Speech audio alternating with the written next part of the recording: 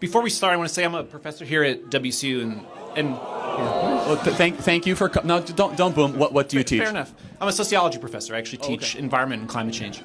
Don't worry, that's not my question. I have no desire to talk about that today. Before I start, though, I actually want to surprise you maybe a little bit and say that I appreciate that you're here.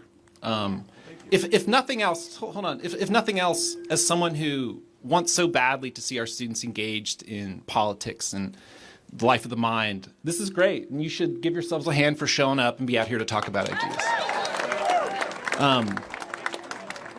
I do want to focus my question, if I can ask a question rather than doing this whole polemic thing, on the students that are here. So I've taught here for 6 years. I've gotten to know hundreds of our students. Every semester I ask them what they care about, what they want, what concerns them. And I think you probably know this, what scares them the most is that the day that they leave here and they go on the job market, they enter the labor pool, that they're not going to find a job. They're not going to find a job. They're going to have a hard time buying a home. They're not going to be able to afford to have a family. Do you agree with that? Do you all agree with that? Well, largely. Okay. I mean, if they're studying sociology, they might not be able to find a job. Well, but I mean, fair enough. Yeah.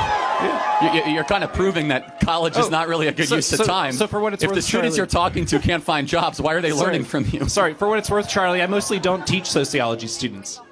I mostly teach students from across campus who are interested in things like the environment and climate change. I teach very few sociology students. There's actually a lot of environmental science, engineering, even finance, more so, accounting. Yeah. A lot of people with the kinds of degrees that you think are very valuable. Anyway, they remain concerned.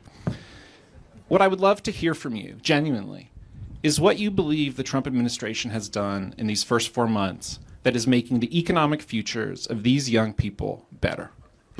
Yeah, I mean, look, he's been in office for 80 days, but quite a lot. Number one, the price of oil is already down, so it's easier for everyone here to be able to drive home. The gas is going to be cheaper, which also will lower inflation. Number two, a tax bill will hopefully passed, which is no tax on tips, no tax on overtime, largest middle-class tax cut in history. Yeah. So everyone here that's going to have a job where overtime is incorporated, they'll be able to keep more of their money.